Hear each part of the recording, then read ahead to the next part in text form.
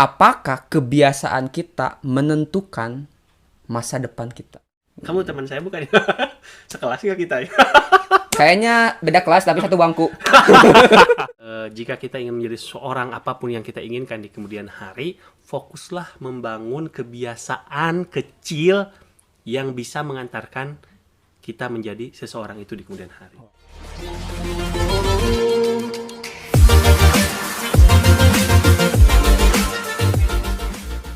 Assalamualaikum. Assalamualaikum. Nah, di video kali ini mungkin agak lebih baik daripada video sebelumnya ya. Ya, karena ada pencahayaan. Karena ada suasananya berbeda nih. Di sini ada buku-buku nih. Kita mau ngobrol tentang kebiasaan, habit kita. Saya akan mulai dengan satu pertanyaan yang, apakah kebiasaan kita menentukan masa depan kita? Wow, ini pertanyaan yang sangat sulit, saudara. Apakah kebiasaan kita menentukan nasib kita? Iya. Sangat-sangat bisa. Sangat-sangat bisa. Bahkan masa depan kita adalah akumulasi dari kebiasaan-kebiasaan kita. Nah, saat ini, seperti apa kita hari ini adalah akibat dari kebiasaan-kebiasaan yang telah kita lakukan dulu. Baik itu karir, ataupun kesehatan, ataupun percintaan, ataupun segala hal. Jadi hari ini itu merupakan akibat dari kebiasaan-kebiasaan yang kita lakukan di masa lalu. Saya ambil contoh. Badan saya yang kurus seperti ini. Wow. Anda kayaknya lebih dari six pack ya. One pack. Six month. Udah bulan lagi? Berapa hari lagi ini? Nah, seperti badan saya ini gitu. Jika teman saya mungkin tahu ya, dulu ketika SMA, badan tuh tidak sebesar ini ya. Kamu teman saya bukan? Sekelas nggak kita ya? Kayaknya beda kelas tapi satu bangku. Beda kelas satu bangku gimana ya? Di kelasnya tengah-tengah gitu. Ya gitu kan. Ketika itu dulu badan saya itu kurang lebih 70 kilo. 70 kilo. Sekarang? 75. Sekarang 98. Nah, kayaknya ini berhubungan dengan kebiasaan ya. Habit, betul sekali gitu. Saya tuh berpikir ya, gitu, makan saya tuh tetap normal gitu ya. Setelah saya lihat-lihat, selidiki, memang pertama selain karena faktor metabolisme, jadi seiring usia tuh metabolisme menurun kan ya. Jadi banyak. Tapi Kang Fikri tuh terlihat seperti anak SMP aja. Badannya itu masih kayak anak SMA, SMP gitu. Anda orang ke 444 yang bilang saya seperti anak SMA gitu. Satu lagi jadi 445 ya. Sedangkan badan saya kan besar ya, kayak om-om, bapak-bapak gitu. Itu karena habit, Kang Fikri. Jadi ketika saya selain karena metabolisme, karena habit, jadi dulu tuh selepas SMA selesai, saya kan kuliah. Nah, semenjak kuliah tuh saya tidak lagi jarang berolahraga. Saya masih ingat ketika SMA tuh seminggu sekali minimal pasti berolahraga karena ada pelajarannya. Ada pelajarannya, betul. Gitu. Sedangkan kuliah kan, jangankan olahraga, upacara Senin juga nggak ada kan? Ya, betul. Sedangkan sekarang badan saya besar tuh karena memang aktivitasnya tuh lebih sedikit gitu, di berkeringatnya tuh akhirnya ya jadilah saya seperti ini ya. Jadi badan saya yang 90 kilo ini. Ini kalau film ya, kalau kita berdua ini kayak Mars and the Bear. Beauty and the Beast. Oh ya, beauty. Jadi seperti itu Kak Fikri. Jadi seperti apa kita itu memang merupakan akumulasi dari kebiasaan-kebiasaan kecil kita di masa lalu. Nah, untuk pertanyaan pertama itu Anda, Kang Agus itu dapat dari mana referensi untuk mengatakan bahwa masa sekarang itu yang menentukan masa depan, kebiasaan sekarang? Selain karena berdasarkan pengalaman ya betul. Fakta lapangan, badan saya seperti ini, saya juga menemukan buku menarik, Kang Fikri. Oh, buku apa itu? Buku tabungan. Ini pakai api kan? Editornya nggak ada nih. Buku Atomic Habit. Atomic. James Clear ya. Bagus ini. Buku ini bagus sekali teman-teman. Saya jadi mulai bisa memahami bagaimana habit itu tercipta dan bagaimana habit itu, kebiasaan-kebiasaan yang kecil sekalipun itu berdampak besar di kemudian hari. Ini kayak kalau misalkan teman-teman lihat tuh kayak puzzle yang kecil tuh dijajarin gini kan. Yes. Dari mulai kecil sampai gede gitu kan. Kayak Rubik gitu Ya. Nanti kalau misalkan yang kecilnya tek itu terus berjalan sampai yang besar itu roboh. Gitu kan. Tek tek tek. Oh, tek, I see, gitu kan. ya. Nah, itu kayak misalkan kebiasaan kecil kita lama-kelamaan itu akan membuat akhir yang besar gitu. Betul, dampak yang besar. Betul, gitu. betul. Dari mulai yang kecil gitu. Betul. Cuma disentuh sedikit ya, terus sedikit, berdampak besar gitu. Kalau misalkan kayak gini, mungkin kalau misalkan kita ingin merubah dari kebiasaan buruk, saya ingin, karena kata Kang Agus kan kebiasaan sekarang itu menentukan masa depan. Yes. Nah sekarang masih kebiasaan buruk nih, bagaimana cara merubahnya? Betul ya. Termasuk saya juga masih punya kebiasaan buruk. Kamu Fikri juga punya? Kayaknya enggak ya. Kayaknya bukan enggak, banyak. Nggak ada yang tahu. Cuma nggak ada yang tahu gitu. Bagaimana mengubah kebiasaan ya? Ya. Baik itu dari awalnya buruk menjadi baik ataupun sebaliknya. Ada empat cara lah, 4 teknik, 4 hukum yang bisa teman-teman dapatkan dari buku ini tentang bagaimana mengubah kebiasaan buruk menjadi kebiasaan baik. Ya. Kita ambil contoh apa, Kang Fikri? Kebiasaan baik atau mengubah kebiasaan buruknya. Tapi bagaimana menghilangkan kebiasaan merokok berdasarkan buku Atomic Habits. Ini relevan sekali ya dengan banyak orang. Betul. Pertama, ada 4 hal ya. Ya. Yang pertama tuh apa coba? Saya nggak tahu. Yang pertama tuh dibuat sulit. Jika kita ingin menghindari kebiasaan buruk, jadikanlah kebiasaan buruk itu sulit untuk dikerjakan. Jadikan kebiasaan buruk itu dikerjakan. Kayak gimana tuh? Misal mau merokok, jangan kemana-mana kita bawa rokok. Ya, betul. Kalau kemana-mana kita bawa rokok, ya pasti mudah untuk dikerjakan. Ya. Jadi satu cara yang pertama tuh, kalau mau berhenti merokok, kemana-mana jangan bawa rokok. Atau jauhi rokok. Jauhi rokok. Okay. Karena ketika kita mau merokok, dan rokoknya jauh, itu pasti butuh usaha. Betul. Manusia itu cenderung malas untuk berusaha. Oh, I see. Okay. Cenderung malas untuk berusaha. Akhirnya, gak jadi. Malas ngambil rokoknya di warung, gak punya uang.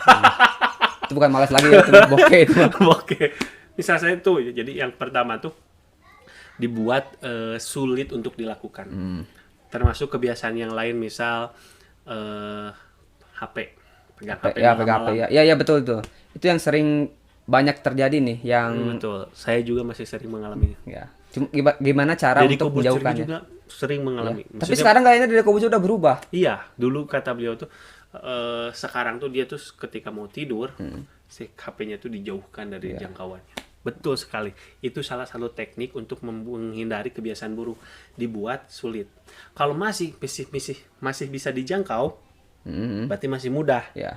Masih banyak peluang untuk melakukan keburukan itu. Ya. Tapi ketika itu sulit, misalnya HP-nya di lantai 2, di lantai 2-nya di dalam lemari, di dalam lemarinya di dalam gembok, di dalam berangkasnya pakai kode. Itu kadonya diantar ke rumah mantan gitu ya. Sulit sekali gitu. Tidak mau ambil HP itu harus ke rumah mantan. Kodenya berapa? Itu tidak mungkin. Jadi yang pertama itu dibuat sulit. Okay. Pun sebaliknya, jika ingin melakukan kebiasaan baik atau menginstal kebiasaan baik, salah satu caranya yang pertama itu adalah dibuat mudah. Kebalikannya berarti ya, dibuat mudah. Jadi kalau seperti saya ingin membuat kebiasaan membaca, saya buat buku itu sangat mudah dijangkau. Oke. Berarti yang pertama itu taruh buku di sini ya? Yes, di tempat nonton TV ada buku. Ini di sininya buku nih. Buku di sini. Pokoknya semudah mungkin dijangkau. Ya. Atau misal Kang Fikri mau punya kebiasaan minum misalnya 2 liter sehari. Ya. Kang Fikri bisa mulai dengan membawa botol minum 2 liter setiap saat. Jadi ketika mau minum. Jadi botol minum itu lebih dekat ya. Kalau misalkan di kamar ada di depan meja. Ya, gitu. Dibuat mudah dijangkau agar di dapur dekat gitu kan, di WC ada. Kalau mau gitu. sering makan buah-buahnya didekatkan saja. Oh, gitu. seperti ini ya. Oh. Ya, boleh silahkan itu dimakan. Yes, itu tomat. Dua ya? Ini mirip apa nih? Dua. Cherry ya. Cherry anggur ya. Itu anggur ya. Anggur. Saya nggak akan kemana-mana. Nanti disangka siki-siki yang lain. Oh, edisi kos apa?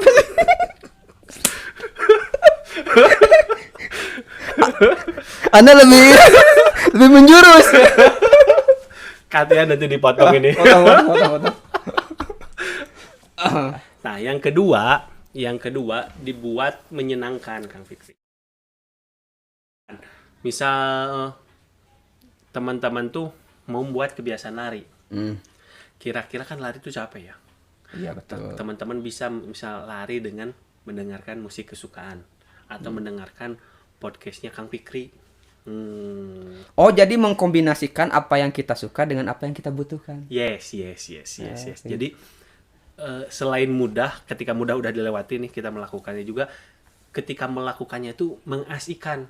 Jadi tidak membosankan, karena kalau membosankan tuh ya cenderung bakal tidak bertahan lama gitu. Jadi kebiasaan baik itu harus dibuat seasik mungkin, semenyenangkan mungkin, sehingga kita memiliki kepuasan setelah melakukannya. Oh, sih. Jadi kalau misalkan kalian mau misalkan belajar bahasa Inggris ya. Yes. Satu, itu sulit tuh belajar bahasa Inggris tuh. Betul. Malas banget. Caranya agar menyenangkan, Kang Fikri. Kok Anda gitu bahasanya? Yang kedua adalah kalian misalkan suka anime atau film. Yes. Nah, itu kan. Bahasa Inggris gak suka, tapi suka anime atau film ya. Ya kombinasikan. Kalian nonton film, nonton anime, tapi pakai subtitle bahasa Inggris. Iya, itu salah satu contoh. Ya. Betul. Jadi dibuat menarik mungkin. Ya. Karena anime bagi kalian menarik, ya. Sehingga terpaksa kalian mau belajar membacanya. Oke, naon itu artinya naon, saya nggak ngerti, bau kamus itu. Itu lebih menyenangkan ya. Karena dulu saya gitu. Dulu itu kan pelajaran yang paling gak suka tuh bahasa Inggris ya. Nah, tapi sekarang kok jadi pengajar bahasa Inggris. Konten kreator bahasa Inggris. Ini nadanya kayak kenal nih. Kayak yang baru pesantren gitu, masuk pesantren gitu. Masuk pesantren. Itu ya. Pemuda pelopor. Jadi kalau bahasa Inggris dulu tuh gak suka. Nah, saya tuh mikir saya suka dengerin musik. Nah, musik apa? Lagu pertama itu paling ingat tuh Linkin Park. Wih. Gak tahu ya. Gila nih. Gitu ya. Saya juga tahu. Cuma itu aja gitu. Ya saya tulis tuh, dengerin sambil nerjemahin per kata. Itu asik banget tuh. Hampir 2 bulan tuh saya mulai. Hampir 2 buku Big Boss. Itu saya menerjemahin kayak gitu. Dengan cara tadi ya. Ya, mengkombinasikan. Membuat jadi menarik untuk menarik. Bayangkan kalau kita harus menghafal kata-kata gitu ya. Ya, aduh, sulit. Makanya saya nggak bisa. Kayaknya saya belum menemukan hal yang menarik dan bahasa Inggris gitu ya. Oh iya. Mungkin udah, jangan dilanjut. Takut kemana-mana ya. Bahasa Inggris dan menarik. Oke. Ada 2 hal lagi nih. Tadi yang pertama tuh mudah dilakukan, menarik, dan yang ketiga dan keempat itu teman-teman silahkan nanti baca di bukunya. Nah, 2 lagi ada nih yang membuat lebih mudah dan lebih menarik. Ada 2 lagi ya. Ada lagi selain tadi dibuat jadi lebih mudah dan menarik, ada lagi. Jika teman-teman penasaran, nanti teman-teman wajib membaca buku Atomic Habit. Biarkan teman-teman merasakan pengalaman luar biasa dari setelah membaca buku setebal berapa halaman ini? 300 lebih halaman, teman-teman. Nah, kita masuk ke ada pertanyaan yang lain nih. Oke. Bagaimana kita ingin menjadi seseorang yang kita impikan? Contoh misalkan seseorang yang kita mau ya, misalkan saya ingin menjadi seorang konten kreator yang followernya 1 juta gitu kan. Sip. Saya ingin menjadi YouTuber yang kayak misalkan YouTuber Deddy Corbuzier gitu kan, Atta Halilintar, Agus Guludu. Atau mungkin seseorang yang kalau misalkan di bidang olahraga, ya saya ingin seperti sepak bola yang terbaik kayak Cristiano Ronaldo atau Lionel Messi. Nah, itu bagaimana caranya? Wes. Ini kalau saya tahu berarti saya bisa gitu ya. Iya. Betul, ya. Jika saya melakukannya gitu. Iya. Nah, di buku Atomic Habit ini sekali lagi saya mempromosikan buku ini. Kita tuh tidak disuruh berfokus pada tujuan. Hah? Aneh ya, tidak suruh fokus. Kok bisa? Iya, bagusnya itu. Tapi kita tuh justru disuruh berfokus pada kebiasaan sebuah yang membentuk sebuah sistem yang si kebiasaan itu tuh bisa menciptakan atau bisa mengantarkan kita kepada tujuan.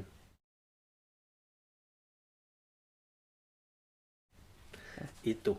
Entar kalau sistem tuh kayak gimana sistem tuh kayak? Sistem itu adalah suatu perbuatan yang dilakukan terus-menerus, berulang-ulang secara refleks, dan ya sistem berulang-ulang gitu sistem itu. Jadi ada aturan-aturannya gitu ya? Betul. Jadi kita tuh jangan fokus hanya ke tujuannya saja, misalnya ingin seperti Cristiano Ronaldo, tapi kita harus bisa memahami bagaimana si kebiasaan Cristiano Ronaldo itu sampai bisa jadi Cristiano Ronaldo. Iya. Bagaimana kita memahami kebiasaan menjadi seorang content creator yang bisa menghasilkan 1 juta followers. Jadi caranya adalah teman-teman jangan kira-kira, cari tahu sajalah orang-orang yang followersnya sudah 1 juta misal. Yeah. Kang Fikri kan 500, masih di atas 500.000. 1 juta cuma setengah. Setengah juta. Ini ada jutanya. 1/2. Misal katakanlah kayak tadi Deddy Corbuzier ya. Yeah. Kita harus tahu misalnya kebiasaan Deddy Corbuzier ya. Selain karena memang dari awal kita jangan dari podcast dulu ya. Yeah. Dari awal dulu dia gitu dikenal. Dia itu paling awal 2011 ya, 2010-11 ya. Itu yang mulai dia YouTube. Ya, dulu mah motivasi kan? Iya. Ya, berubah jadi sekarang mah fokus ke podcast. Tapi maksud saya tuh kita harus memahami bagaimana beliau ini membentuk kebiasaan dia sehingga jadi menghasilkan yang sekarang gitu. Tanpa kebiasaan, tanpa habit, tanpa kebiasaan yang menunjang tujuannya itu tidak akan tercapai sampai kapanpun. Jika kita tidak memiliki kebiasaan yang bisa menunjang tujuan. Saya ambil contoh misal tadi tentang keuangan ya. Yeah. Ada riset menarik nih. Dulu pernah ada orang tuh yang menang lotre, menang togel. Ya, kalau bahasa Indonesia itu togel ya. Tapi kalau di luar negeri itu lotre ya. Dulu mah ada sumbangan nanti berhadiah gitu. Orang-orang yang memenangkan togel itu, yang memenangkan lotre itu hanya dalam hitungan beberapa minggu atau bulan uangnya habis kembali. Uangnya kembali nol. Uangnya kembali habis. Kok bisa gitu seperti itu? Karena memang dia tidak memiliki kebiasaan untuk menjadi kaya. Kebiasaan yang membuat dia menjadi kaya. Jadi ketika ada uang sekian pun dia kesulitan mengelolanya, tidak memiliki kebiasaannya. Berbeda dengan misal contohnya Warren Buffett katakanlah. Orang yang siapa itu Kak? Warren Buffett itu siapa? Warren Buffett itu yang punya warung. Bukan ya, investor ya. Investor. Salah satu orang terkaya ya? Betul, di dunia. Investor yang sudah dari 11 tahun kalau nggak salah. Dia tuh dari umur 11 tahun dia udah jadi investor. Ya. Dengan kebiasaannya itu dia menjadi kaya sampai saat ini. Jika uang Warren Buffett itu dinolkan kembali, saya yakin dalam beberapa tahun dia akan kembali kaya. Karena apa? Karena kebiasaannya. Kebiasaannya dalam mengelola keuangan, pengetahuannya dalam keuangan, hal-hal itulah yang membuat dia menjadi seseorang di kemudian hari. Fokusnya ada pada kebiasaannya. Jadi ketika tadi pertanyaannya, Kang Fikri ingin menjadi seseorang di kemudian hari, kita harus cari tahu kebiasaan-kebiasaan apa yang bisa mengantarkan kita menjadi seseorang di kemudian hari. Dan kita bisa sampai ke hal-hal kecilnya, sampai ke atomnya. Ya, kenapa itu disebut atomic habit? Karena memang ini kebiasaannya ini sangat kecil sekali, sangat atom ini. Tapi seperti atom tadi ya, Iya. Iya. Ini tuh sangat berdampak. Atom kan yang menyusun molekul. Zat-zat seperti apapun itu ada atomnya. Pun misal bom atom tuh yang rusaknya itu kan dari inti atom itu dihancurkan gitu. Dampaknya besar juga gitu. Pun hal-hal yang lain. Maka jika kita ingin menjadi seorang apapun yang kita inginkan di kemudian hari, fokuslah membangun kebiasaan kecil yang bisa mengantarkan kita menjadi seseorang itu di kemudian hari. Wow. Kalau misalkan kalian ingin menjadi pesepak bola kayak Cristiano Ronaldo, kalian harus tahu bahwa Cristiano Ronaldo itu, betul, misalkan jam latihannya itu jam 8 pagi, dia itu 2 jam lebih awal datang. Berarti jam 6. Iya, dan 2 jam lebih akhir dia pulang. Wow, luar biasa. Kemudian, pantasnya dia jadi atlet termahal. Kemudian dia itu makanannya juga. Lihat tubuhnya sekarang dia tuh dibanding dengan atlet yang lain. Betul. Itu jarang pakai yang alkohol dan sebagainya gitu, proteinnya dijaga itu kan. Coca-Cola. Iya, Coca-Cola. Lah sahamnya langsung anjlok. Jadi kebiasaan kecil saya kayak itu yang berubah Cristiano Ronaldo sampai sekarang. Betul. Kalau di kehidupan Kang Fikri ada nggak kebiasaan-kebiasaan Kang Fikri yang kecil dan dianggap orang lain tuh sepele? Oh iya. Kayak nggak berarti oleh orang lain teh. Tapi Kang Fikri itu tetap saja melakukannya hingga nanti suatu saat memiliki momentum berdampak besar. Oh, iya. Kayak bikin konten sekarang. Ais. Saya akan cerita bahwa saya ketika bikin konten TikTok ya, gitu Awal mula nonton TikTok setahun yang lalu, itu saya melihat konten-konten kreator bahasa Inggris tuh jago-jago gitu kan, jago-jago gitu kan. Tapi saya konsisten tiap hari bikin, seminggu 5 kali minimal gitu. Saya sering loh gitu. Maksudnya ketika melihat orang lain jago, kayaknya saya nggak, sudah insecure gitu. Saya betul. Akhirnya saya tidak bertahan. Iya. Nah itu jadi justru kebiasaan itu, tantangan kebiasaan itu adalah rasa bosan. Betul. Rasa bosan itu yang membuat tantangan itu, kalau misalkan kita bisa melewati rasa bosan, itu kita akan menjadi sesuatu yang apa yang kita inginkan. Nah, saya bikin konten kreator itu tiap minggu itu minimal 5. Kalau misalkan teman-teman tahu, untuk bikin satu video itu saya membutuhkan waktu 2 jam. 2 jam satu video. Ya, 1 menit loh. 1 menit. Tapi Betul. seiring dengan berjalannya waktu mungkin lebih cepat ya sekarang. Iya, 1 jam setengah. Udah 1 tahun, berangan setengah jam lumayan. Karena ingin membuat konten yang berkualitas dan beda dari yang lain. Makanya mungkin agak lama dalam 1 menit. Risetnya sih sebetulnya yang lama tuh. Risetnya yang lama tuh. Nah, kebiasaan saya tuh dibangun dari mulai 1 tahun yang lalu, konsisten, dan hingga sekarang alhamdulillah saya dapat Berapa? 500 juta. Wih, 500 juta followers TikTok. Nah, sekarang saya baru merintis YouTube bersama rekan saya. Kita lihat nanti hasilnya. Setahun kemudian nih, karena tantangan Saya nggak tahu kalau setahun kemudian saya lihat video ini dengan viewersnya cuma di bawah 100. Justru saya tuh gak masalah. Justru pas nggak lihat follower ini yang nontonnya itu dikit ya, tambah semangat gitu kan. Jadi ada namanya itu di YouTube itu, saya baru tahu di YouTube itu 3 bulan itu gak menentukan, justru 6 bulan kemudian.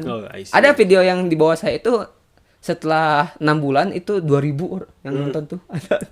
Ternyata yang algoritma ya. Asalkan di algoritma YouTube itu konsisten. Betul.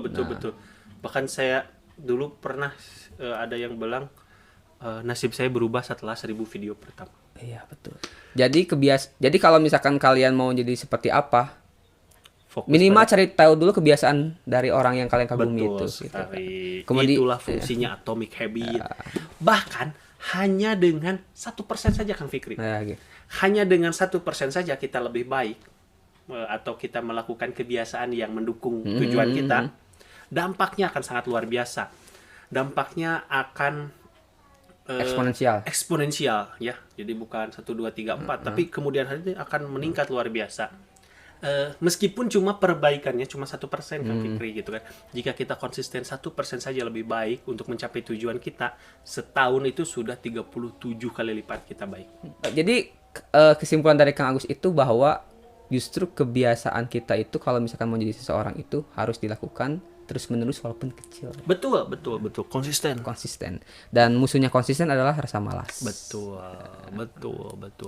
Mungkin untuk video kali ini ya cukup sekian, tapi sebetulnya bab-bab yang lain itu banyak sekali ya. Betul, masih banyak luar biasa akan mengubah kebiasaan Anda. Nah, buku ini mungkin salah satu yang wajib kalian baca untuk merubah masa depan kamu kalau kamu misalkan mau jadi seperti apa. Karena atomnya itu kebiasaannya itu yang akan merubah kamu di masa depan. Nah, bagi kalian yang mau baca ya, nanti saya share itu bukunya ya gratis. E-booknya ada tuh gratis di link deskripsi. Kalau mau balas bacanya itu ada rangkumannya. Taruh juga di deskripsi. Kalau mau bukunya saya taruh juga di deskripsi. Deskripsi. Cek saja. Untuk hari ini cukup sekian. Terima kasih yang udah menonton kita. Ya. Ini video kedua ya.